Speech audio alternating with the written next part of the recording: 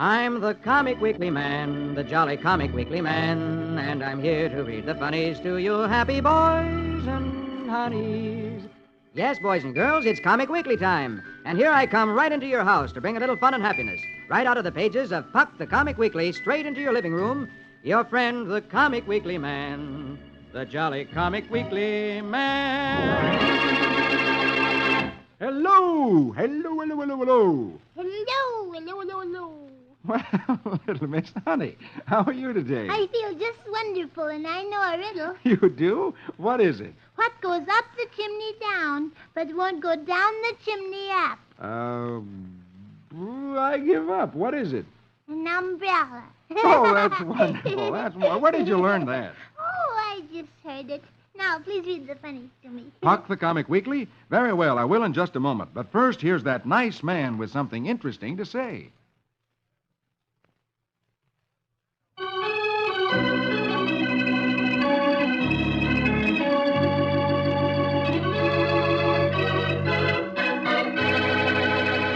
Now, here we go with Puck the Comic Weekly. So spread out the funnies before you, everyone. And here on the top of the first page is Snookums. Magic words for the music, please. Very well, my lady. Diddly-da, diddly-doo, wickamacamookums. Let's have a little tune for little Snookums.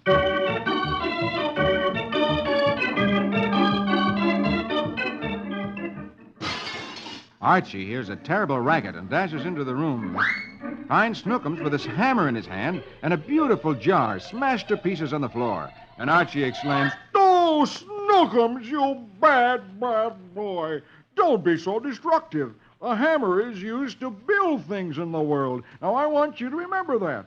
Snookums looks at Archie very thoughtfully, and Archie goes on, "Now, I want you to go to your room and think over what I told you."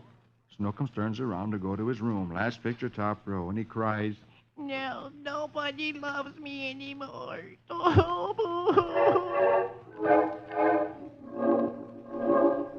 First picture next row, Rosie tells Archie about a movie at the neighborhood theater. Archie smiles happily and says, "Well, let's go." And he sticks his hand in his pocket and exclaims, "Uh-oh, I forgot. I treated the boss to a hot fudge sundae, and I haven't got a cent left." And he thinks and thinks, and suddenly an idea pops into his mind. And last picture, Snookums hears some hammering.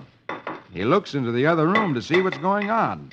And he finds Archie with a hammer in his hand trying to break open Snookums' piggy bank. And Snookums says, "And what are you doing, Daddy? Building another world?" And Archie replies, "Snookums, don't be so inquisitive." Oh, that Archie. He's going to try to break open Snookums' piggy bank to get the money out. Yes, I'm afraid so. Shame on him. After telling Snookums not to break things, then Archie does it himself. Yes, he's not setting Snookums a very good example, is he? I should say not. Shame on him. Well, now shall we see what's happening to Flash Gordon? Oh, yes. Last week, Flash was locked in jail by Zinn. But Flash has learned that Dale is still alive. So in the middle of the night, Flash begins to make a tunnel to dig his way out of jail. Please, let's read and see whether he gets out. Very well, here we go over to page 2 of Puck the Comic Weekly with Flash Gordon. Rega-rega-doon-doon, saskimatash. Let's have music for heroic Flash.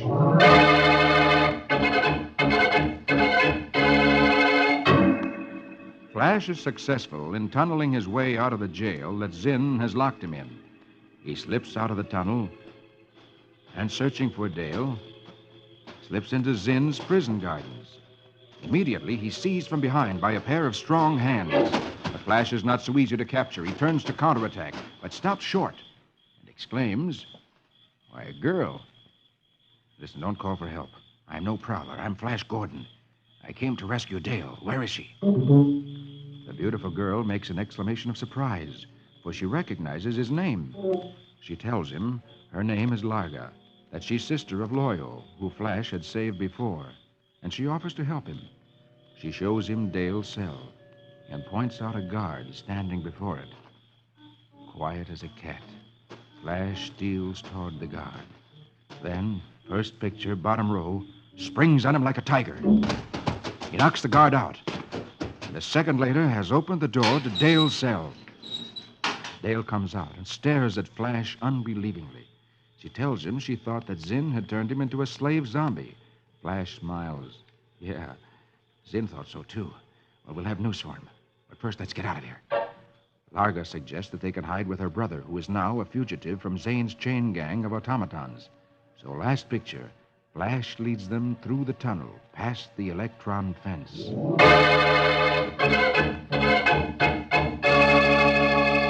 Ooh, isn't it wonderful that Larga happened to be there? Yes. Well, now let's hope that they find Loyo without any more trouble. Oh, I hope so.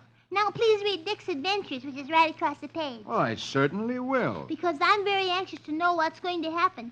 Dick is with Paul Revere in the early days of America, and he was driving a team of horses, and I just love horses. Mm-hmm. And in the wagon, hidden under the straw, are boxes of guns and bullets that Paul Revere is delivering to the people in Lexington, a town near Boston. And a soldier stopped them, and I hope he didn't find out what is in the wagon. Well, let's see right now. So here we go with Dick's Adventures. Say the magic words with me.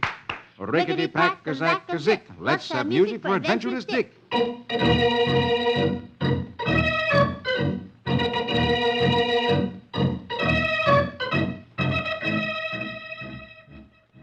There are rumors that the Colonials are storing up muskets and ammunition on farms all around Boston. A redcoat soldier, under orders to check all outgoing vehicles, stops Dick and Paul Revere on their way to Lexington. The soldier pokes around in the straw, and he finds one of the boxes under it. As he pulls it out, last picture top row, Dick exclaims, "Leave that box alone, sir." The soldier orders, "Open it up." Whereupon Paul Revere shouts, "Liberty! Sons of Liberty!" First picture next row, the redcoat hurls the box to the ground. Bullets spill out. From a post close by, a squad of British regulars races out with fixed bayonets. But the Sons of Liberty are answering Paul Revere's call now. They leap from wagons and carts and stream out of all the nearby streets and alleys, ready for battle. As the Sons of Liberty and the Redcoats battle in the street, in the melee, Dick and Paul Revere escape with the precious store of arms.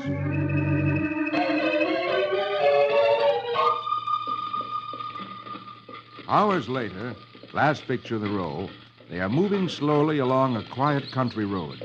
Nothing disturbs them.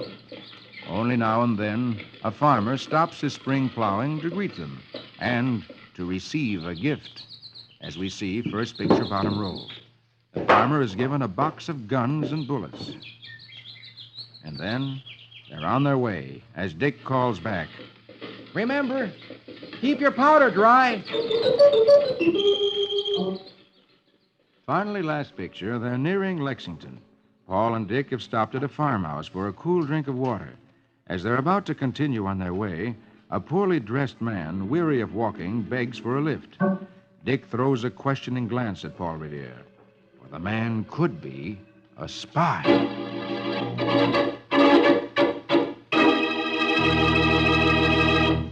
And if he is a spy, he could tell the redcoat soldiers about the guns in the wagon, and then that could get Dick and Paul Revere into lots of trouble. Yes, it certainly could. And next week we'll find out whether he's a spy or not. This sure is exciting. Mm-hmm. Oh, look, underneath Dick's Adventures, there's Rusty Riley. Oh, yes, and trouble is really brewing there because Taffy Allardyce, who is Mr. Miles's nephew, has called Corky, the crook from the city, who's put Taffy up to all of this crooked work. Yes, and Corky and Taffy were going to steal Big Blaze. But Rusty heard about it, and he hid Big Blaze in a cave. Yes, but Hillbilly is in Big Blaze's stall. And Taffy and Corky think Hillbilly is Big Blaze. And now they're trying to steal him and haul him away. So quick, let's read and see if they really do. Very well. Here we go with Rusty Riley. Gallop and run till the road is dusty. Give us music for his horse and Rusty.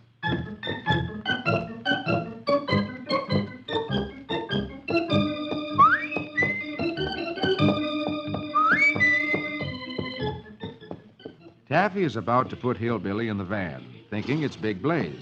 He says to Corky, "Well, here he is, but I don't like this a bit. I was willing to help make Big Blaze too sick to run, but stealing, that's different." Corky snarls. Yeah, quit whining. Get him in the van. And give me the ignition keys. At this moment, Rusty approaches and sees what's happening. He exclaims to himself, "Golly, I was right. They're stealing Hillbilly, thinking he's Big Blaze." and then he calls out, "Hey, that's not your horse. What are you doing with him?" and runs toward the two men. Last picture, top row, Taffy exclaims nervously, "Oh, great heavens, it's that pesky kid, Rusty. Corky, who's holding a club in his hand, replies. Get the nag in the van. I'll take care of the kid. As Rusty rushes up, Corky hits Rusty in the head. And Rusty falls to the ground, unconscious. First picture, bottom row, Taffy leans over him, exclaiming fearfully. Oh, good night, Corky. You hit him too hard. You've killed him. Corky replies. Keep your shirt on. He's just out. Yeah, help me get him into the van. I'll see that he don't get in anybody's way.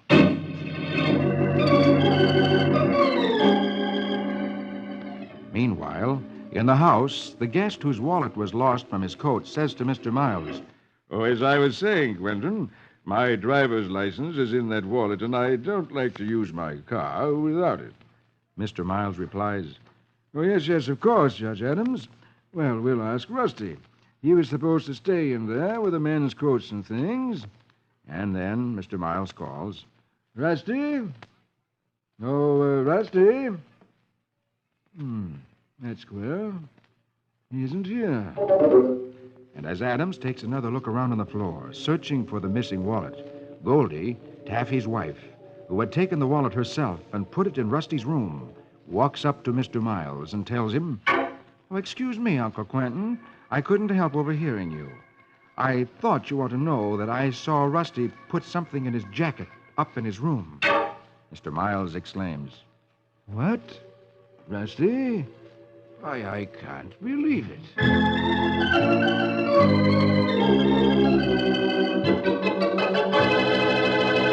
Oh, isn't that terrible? Those two mean men have hurt Rusty and they're going to kidnap him. And that bad woman has put the wallet in Rusty's coat and she's trying to make Mr. Miles think that Rusty stole it. Yes, and if Rusty is kidnapped, he won't be able to be there to defend himself. No, I'm so worried about all this. Well, now, don't worry too much. Maybe everything will be straightened out next week. And to take your mind off your worries, shall we read Donald Duck? Oh, I just love Donald Duck, so read him. Very well, then. Turn over the page, and here we go with Donald Duck. And say the magic words with me. Squeedum, squeedum, squiddly chicka-chack. Let's have music to pitter quack quack.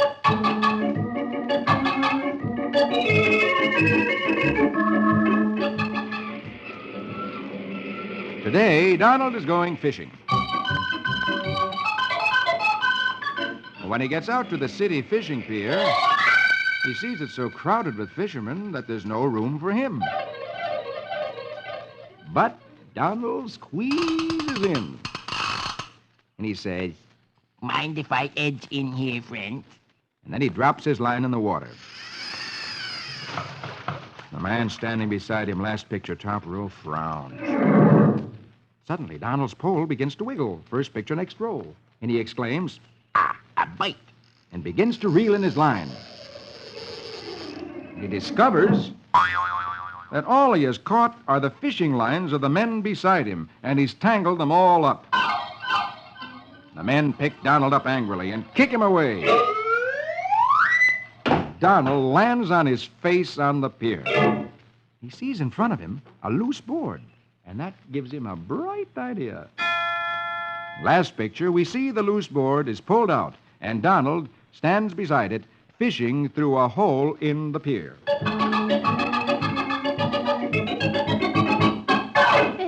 That was clever of Donald. Yes, now his line won't get tangled with anyone else's. No, and I'm glad this is one time that things work themselves out all right for Donald. No, and that doesn't happen very often. No. Oh, look underneath, Donald. Roy Rogers, my favorite cowboy. Yes, and Roy is starting a new adventure today, and we'll find out what it is in just a minute. But first, here's that nice man with something interesting to say.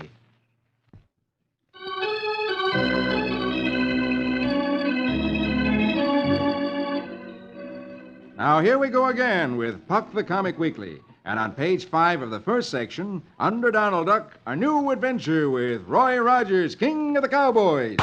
Hi-yip-hi-yo. Now, here we go with Roy and Trigger. Hi-yip-hi-yo.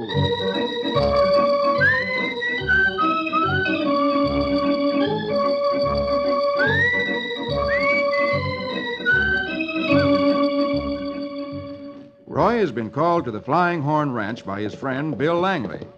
As Roy rides into the corral, he calls out, Howdy, Bill Langley! His friend Bill, who's over by the fence, exclaims, Roy Rogers, I've been keeping an eye out for you. Welcome to Flying Horn Ranch. Roy dismounts, saying, Came as soon as I got your wire, Bill. What's up? Rustler trouble? Worse, Roy. Somebody's running my calves into Devil's Gorge. Roy exclaims thoughtfully. Hey, that sounds bad. Let's go out and have a look-see. Okay, but all you'll see is tracks ending at the rim. At that moment, a tall, thin, surly-looking cowboy is watching from behind the barn. He exclaims to himself, So that's Roy Rogers, huh? He walks to his horse, climbs into the saddle, last picture top row, and gallops off, saying, If I can beat him to the gorge, I'll fix up a real welcome for Roy Rogers. First picture, bottom row, the cowboy, whose name is Legs, is reporting to an unseen man hidden behind a tree. First picture, next row. Rogers and the boss are heading for the gorge now. It's up to you to take care of that snooping cowboy. And the man replies, Don't worry, Legs. I'll handle it quietly.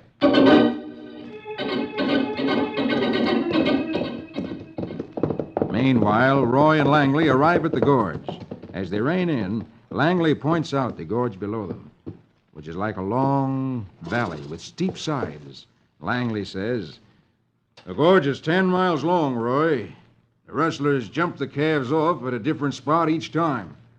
Roy replies, Seems funny, running calves into the gorge for no reason. Phew, that looks like a mile down there. Suddenly, there's a... Roy looks at the tree behind him and exclaims, An arrow. Sure glad it's sticking in the tree instead of me. Hey, what's going on here anyway, Bill? Suddenly, last picture, a figure on the rock above them calls, Ho, varlet! Who invades my domain? Roy looks up to see a man dressed like a frontiersman with a leather jacket and wearing a hat with a feather in it and carrying a bow and arrows. And Bill Langley exclaims, Robin Wood.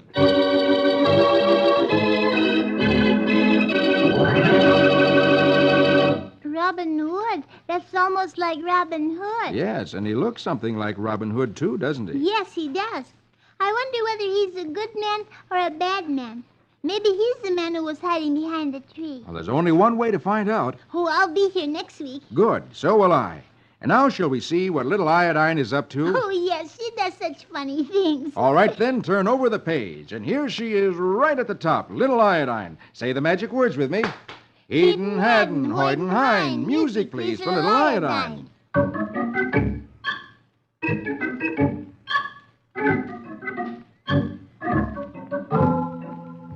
Little Iodine's father decides he doesn't want to go to work, that he'd rather go to the ball game. So he calls his boss and pretends he has a terrible cold and says, Oh, hello, boss. I won't be in today. I'm sick. And his boss replies, Okay, Henry. I hope you feel better. Henry hangs up the phone and says cheerfully, Allie owes me some time off, but you got to play sick to get it. All right, come on. We're going to the ball game, Iodine.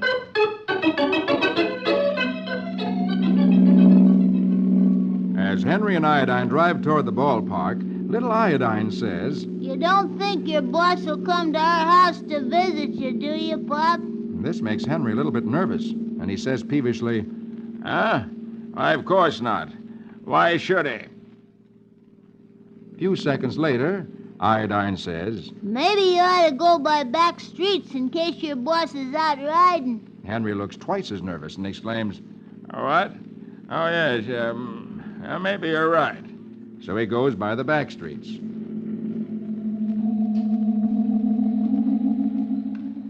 Last picture, top row.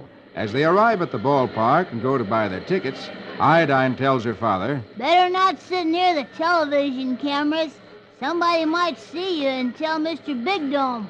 and Henry looks about 5 times more nervous and replies, Oh, yeah. I'll get bleacher seats.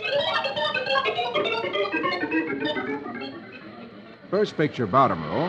As they watch the ball game, Iodine suddenly tugs at her dad's coat and says, Do you have a funny feeling that somebody's looking at you, Daddy? Henry, looking about 7 times more nervous, replies, Huh?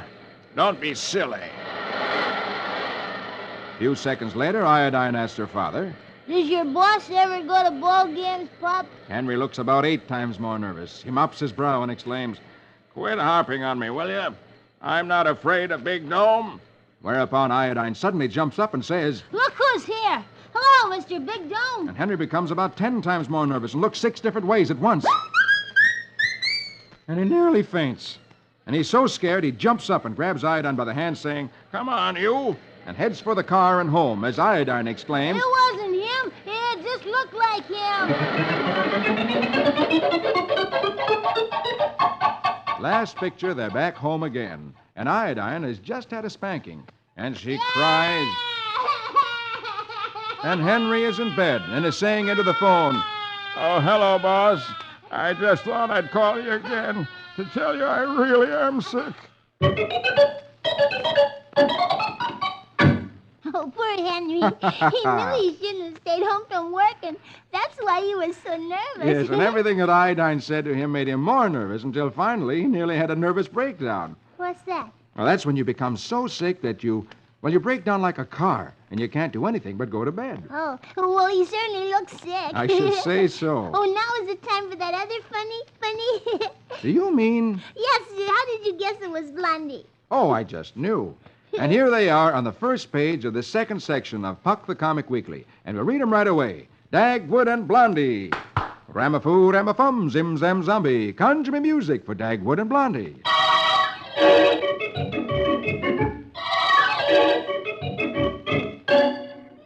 Blondie wants Dagwood to buy himself a new suit. But Dagwood replies, Nonsense! And he takes an old suit out of the closet, saying, This old suit of mine hanging in the closet can be fixed up like new. So he goes to work on it with a brush. Last picture, top row, Dagwood has hung the suit on the clothesline in the backyard. And he says, A nice brushing and a good airing is all it needs. And then he goes back in the house to shave.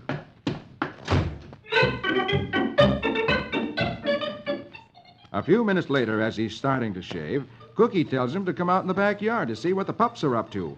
Dagwood dashes out in the yard and finds the pups running around playing tug of war with his suit. Then he yells, Come back with that suit! He finally catches them and takes the suit away from the pups. Then he hangs it on the line again, last picture of the row, and brushes it off again. And he looks at the pups sitting around him and exclaims, Man's best friend. Huh. And then he goes back into the house to shave.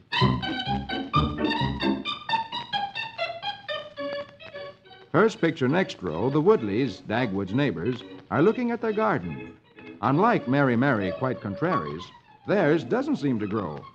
Mrs. Woodley stares at all the birds on the fence, and she tells Herb that he won't get any vegetables with all those birds around. And just then, Herb sees Dagwood's suit hanging on the line, and he exclaims, I've got an idea. And by the time you can say, if birds pick in your garden all the day, pick up a scarecrow and scare 'em away. Herb sets up a scarecrow in the backyard and has put Dagwood's suit on it. All of a sudden, Dagwood, his face covered with shaving soap, is standing over Herb with a baseball bat, yelling, Oh, no, you don't! And Herb replies, Well, I was just borrowing it, Dagwood. Dagwood jerks the suit off the scarecrow. The last picture of the row has it on the line and brushed off again. And he says, I'll finish my shave down here so I can keep my eye on that suit.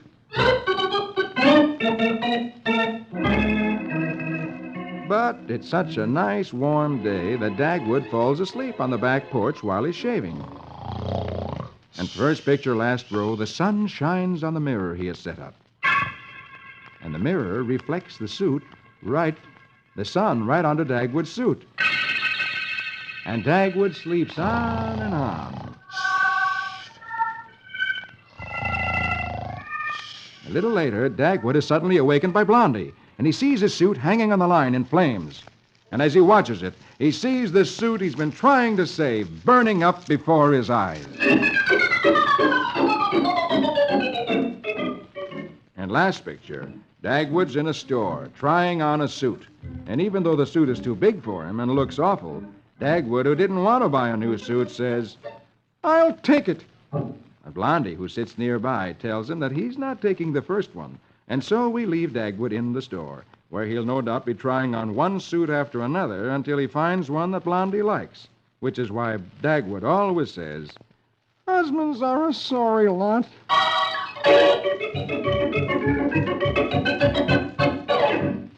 Oh, poor Dagwood. After all the trouble he had trying to save that suit, then he was the one himself to blame for it burning up. yes. Well, now let's turn over the page and see what other comics there are to read. All Let's right. pass Ripley and Barney Google on page 2, and there on page 3 is the Comic Weekly Club right in the middle. Oh, yes, the Comic Weekly Club. That's such fun. It certainly is, because it has all those interesting games and puzzles. I read it every day in the daily paper, too. Oh, good for you. And I hope all the other boys and girls do the same thing. And now turn over to page 4.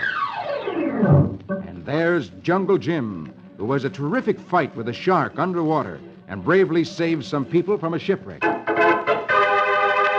And on page 5, there's the Phantom, who's in the midst of an exciting adventure at the port of Bengali, and he discovers that his wonderful horse, Hero, has been stolen.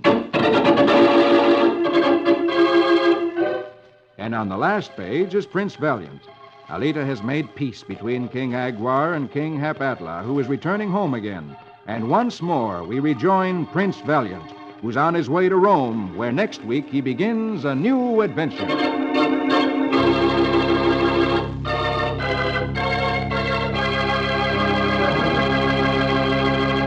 Now, that's all the time I have. But before I go, here's that nice man with something interesting to say.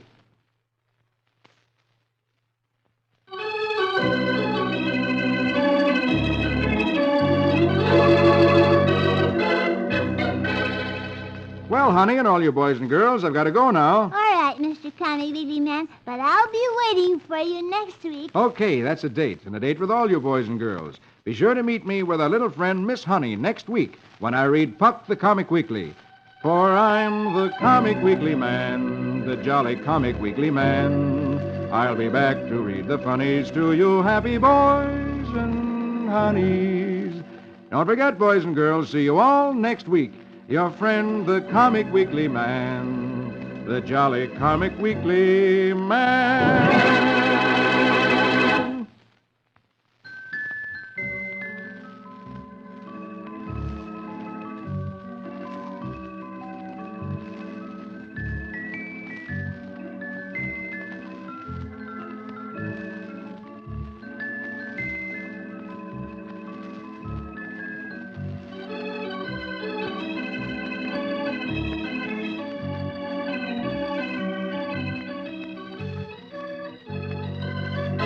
Thank you.